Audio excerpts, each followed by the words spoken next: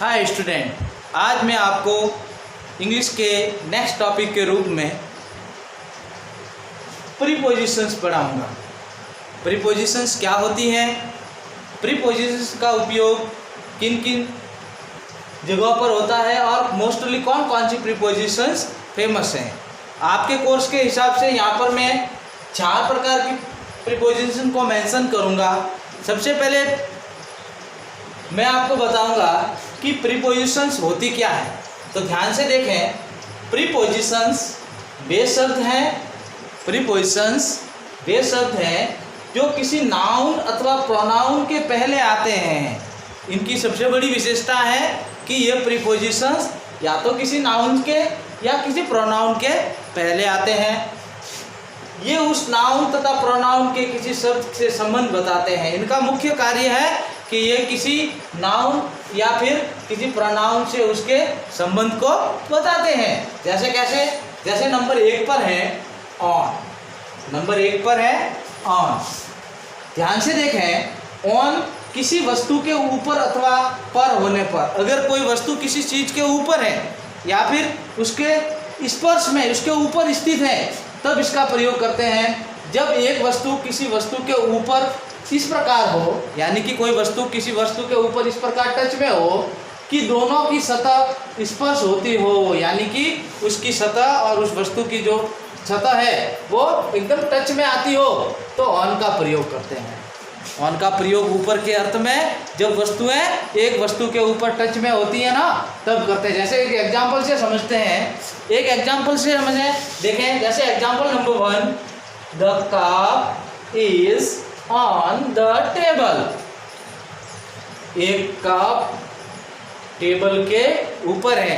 प्यारे स्टूडेंट्स, आप देखते हैं कि जब हम किसी कप को टेबल के ऊपर रखते हैं तो वो उसके टच में होता है, यानी कि उस टेबल का और उसका सीधा संपर्क होता है। तो इसलिए हम कह सकते हैं कि the cup is on the table. देखें, यहाँ पे कप टेबल के ऊपर एकदम स्पर्श टच में रखा हुआ है, अतः हम कह सकते हैं कि प्रीपोजिशन ऑन का प्रयोग कोई वस्तु किसी के ऊपर टच में स्पर्श में स्थित होने पर हम इसका प्रयोग करते हैं। अगर परीक्षा में यहाँ पर खाली जगह आ जाए, ब्लैंक आ जाए और आपको आगे चित्र दिया हुआ है तो आप उसके ऊपर ऑन लगाकर उसको राइट कर सकते हैं। इसी तरह प्रीपोजिशन नंबर 2 ओवर।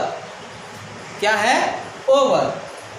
ओवर इसका ऊपर एक वस्तु या किसी वस्तु के ऊपर स्थित हो किंतु दोनों ही सतह स्पर्श नहीं करती हो, दोनों की सतह नहीं स्पर्श करती हो। इसमें और इसमें एक समानता है कि दोनों वस्तुएं एक दूसरे के ऊपर तो हैं, लेकिन एक वस्तु दूसरी वस्तु के ऊपर बिल्कुल भी टच में नहीं है।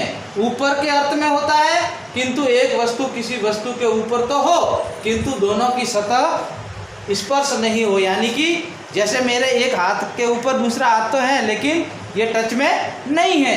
जैसे एग्जाम्पल के द्वारा समझा रहे हैं, जैसे हम बैठते हैं रूम में तो ऊपर हमारे पंखा चलता रहता है। जैसे the fan is over my head.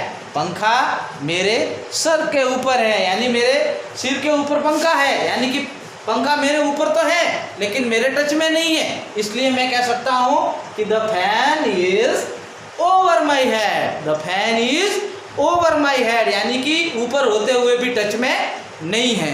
तो प्रीपोजिशन ओवर और ऑन में इतना ही फर्क है कि ऑन में ऊपर के अर्थ में होता है लेकिन वहाँ पे वस्तुएं एक दूसरे के टच में होती हैं और यहाँ पर एक दूसरे के टच से दूर होती है, यानी कि ऊपर तो होती हैं लेकिन बिल्कुल सटीक टच में नहीं।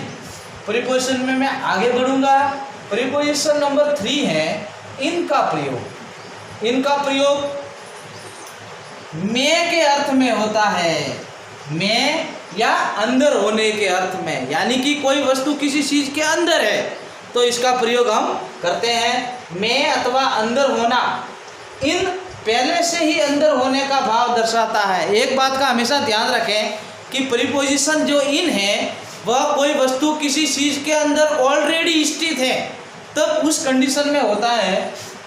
इसमें अस्थिरता का भाव होता है, यानी कि इसमें भी कोई वस्तु किसी चीज के अंदर, जैसे मैं इस कमरे में खड़ा हूँ तो तो मैं कहूँगा I am in this room, मैं इस कमरे में हूँ। एक एग्जाम्पल दिया हुआ है, देखें, जैसे she is in the room, वह कमरे में है। यहाँ पर हमने इनका प्रयोग किया है, ध्यान से देखें, यहाँ पर हमने इनका प्रयोग किया है। तो शर्त क्या थी कि किसी चीज के अंदर तो है लेकिन अस्थिर भाव है, यानी कि पहले से ही अंदर है, मैं अंदर बाहर से अंदर नहीं आया हूँ, यानी ऑलरेडी अंदर है, तो उसमें हम प्रयोग करते हैं किसका, इनका। इसी तरह से डियर स्टूडेंट्स, आगे मैं दिखाता हूँ आपको यूज ऑफ इनटू। अब देखो, जैसा कि ऑन और ओवर में कुछ सिमिलरिटी थी और कुछ डिफरेंस था, तो इसी प्रकार से हमें अब इन और इनटू में भी कुछ सिमिलरिटी और कुछ डिफरेंस देखने को मिल सकता है। देखें कैसे, जैसे इनटू का प्रयोग में हम इसको डेफिनेशन देखें, अंदर, इसका अर्थ किसके अर्थ में होता है, अंदर के अर्थ में, किंतु पहले से अंदर नहीं हो। देखो शर्त क्या है, इसमें हमने देखा था कि इन में कोई वस्तु किसी चीज वस्तु के अंदर ऑलरेडी मौजूद थी, बट इन दिस रूल अंदर हो किंतु पहले से अंदर नहीं हो। इनटू का प्रयोग करने के लिए निम्न 3 शर्तों का पूरा होना आवश्यक है, यानी कि हमें इन और इनटू में डिफरेंस इन चीज़ों का है कि आपको इनटू का प्रयोग करते समय इन चीज़ों का ध्यान रखना होगा।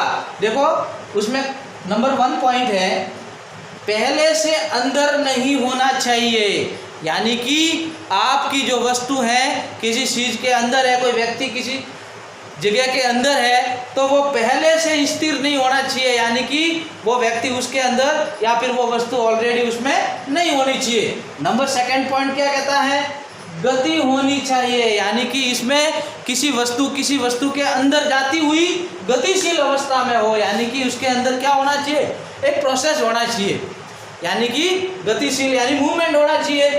नंबर 3 पॉइंट कहता है स्थान परिवर्तित होना चाहिए, कहने का मतलब है कि भाई अगर कोई वस्तु किसी वस्तु के अंदर जाएगी, मैं के प्रयोग में गतिशील अवस्था में होगी, मूवमेंट करेगी, तो उसका स्थान परिवर्तन अवश्य होगा, यानी कि 3 शर्तें फॉलो करनी है इनटू के प्रयोग में। इनटू के प्रयोग में नंबर 1 पहले से अंदर नहीं होनी चाहिए, नंबर 2 पॉइंट गतिशील अवस्था में होनी चाहिए और स्थान परिवर्तन भी उसका होना चाहिए। जैसे एक एग्जांपल से हम समझते हैं, 2 एग्जांपल दिए हुए हैं, he came into room, he came into the room, यानी कि वह कमरे में आया। अब देखो इसमें कौन सी शर्त पूरी हो रही है, यानी कि वो पहले से अंदर नहीं था, बिल्कुल सही है, वो लड़का कमरे के अंदर अब आया है, यानी कि वो पहले से अंदर नहीं था। नंबर 2 गति होनी चाहिए, तो लड़का कमरे के अंदर आया यानी कि वो बाहर से अंदर आया, इसने गति की तो ये गतिशील अवस्था में आ गया। और स्थान परिवर्तन होना चाहिए, तीसरी शर्त भी पूरी हो रही है कि लड़के ने कमरे के अंदर आया है तो उसका स्थान जो कमरे के बाहर था अब उसका स्थान कमरे के अंदर हो गया। तो हम यहाँ पर भी इनटू का प्रयोग आसानी से कर सकते हैं। एग्जाम्पल नंबर 2 देखें, Anil jumped into the river, Anil ने नदी के अंदर छलांग लगाई, या फिर अनिल नदी में कूदा। अब देखो अनिल नाम का लड़का जो तीनों शर्त को पूरी कर रहा है, इसलिए हम यहाँ पर इनटू लगाएंगे। देखो कैसे, पहले से अंदर नहीं था, अनिल नाम का लड़का पहले से नदी के अंदर नहीं था, उसने गति की, नदी के किनारे से नदी के अंदर कूदा तो उसकी गति हो गई, स्थान परिवर्तन भी हो गया, यानी कि जो नदी का किनारा था, जो लैंड थी, उसके ऊपर से वो वाटर में कूदा तो उसका स्थान भी परिवर्तन हो गया। इस प्रकार हम कह सकते हैं कि यहाँ पर हम इनटू का प्रयोग गतिशील अवस्था में कर सकते हैं। डियर स्टूडेंट, प्रीपोजिशंस में आज हमने 4 प्रकार के पढ़े, उसमें ऑन, ओवर, इन और इनटू का यूज हमने सीखा। ऑन, ओवर, इन और इनटू में दोनों के बीच में समानता है, ऑन और ओवर में कुछ समानता है, कुछ भिन्नताएं हैं, इसी प्रकार इन और इनटू में कुछ समानता है, कुछ भिन्नता है। वापस रिपीट करूंगा, ऑन का प्रयोग मैं के लिए अंदर की अवस्था में होता है लेकिन गतिशील अवस्था में नहीं होता है, लेकिन ओवर का प्रयोग हम दोनों ऊपर होने की अवस्था में करते हैं। ऑन का प्रयोग हम ऊपर के अर्थ में करेंगे लेकिन टच में होना चाहिए, लेकिन ओवर का प्रयोग हम करेंगे कब? ऊपर के अर्थ में, लेकिन टच नहीं होना चाहिए। इनका प्रयोग हम करेंगे पहले से अंदर होने की स्थिति में, लेकिन गतिशील नहीं होना चाहिए। और इनटू का प्रयोग हम करेंगे कोई वस्तु किसी के अंदर गतिशील अवस्था में जा रही हो। तो डियर स्टूडेंट, प्रीपोजिशन में आज हम इतना ही पढ़ेंगे। आगे कुछ अन्य टॉपिक के साथ में, जिसमें प्रीपोजिशन में मैं नंबर 5 पे अन्य प्रीपोजिशन पढ़ाऊंगा। तब तक आप इसका अध्ययन करते रहें, इन्हें याद करें और कमेंट बॉक्स में किसी भी प्रकार की परेशानी से अवगत कराएं। Thank you. पुराना तो है।